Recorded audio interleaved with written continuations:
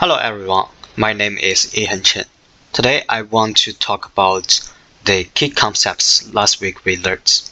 The air-sea heat fluxes. The air-sea heat fluxes are the exchange of energy between the ocean surface and the atmosphere. It includes both radiative processes and turbulent processes like evaporation and convection.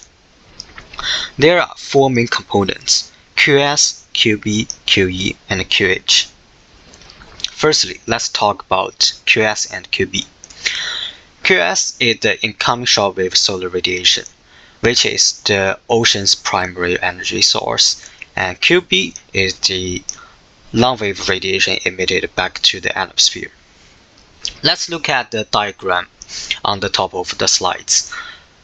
We can see that spatial distribution isn't strictly parallel to the latitude lines because it varies due to the geographical and atmospherical condition differences.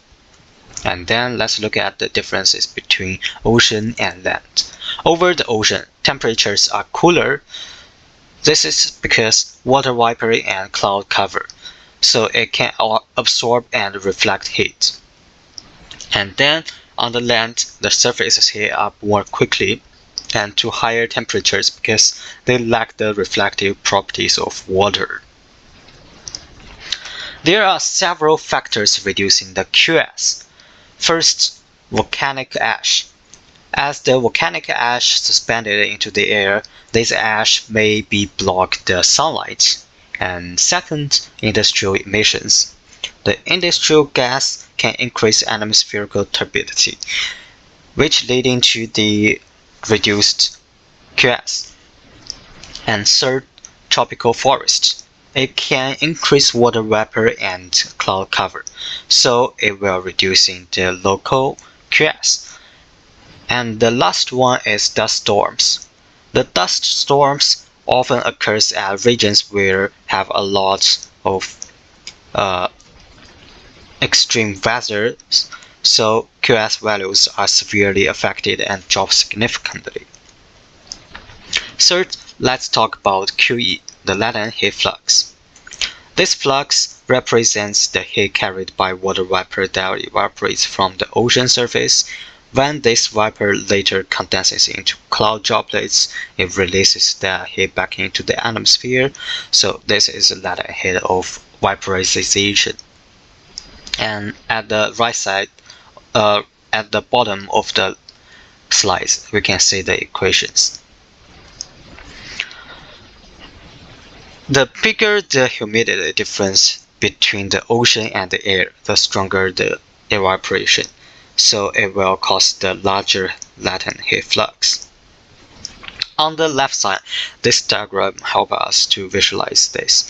First, the evaporation process.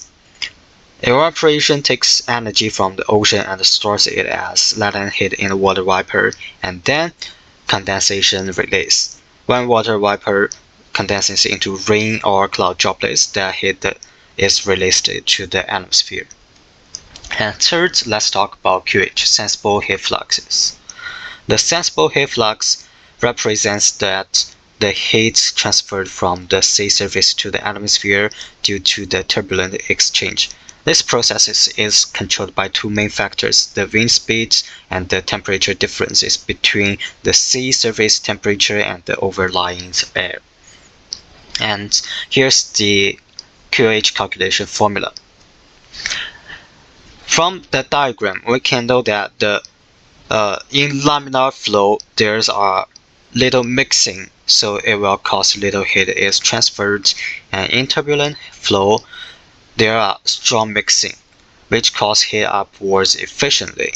So sensible heat flux is much more stronger under turbulent conditions, which often occur over the ocean due to the wind-driven surface turbulence. And that's all I want to talk about in these slides. Thank you.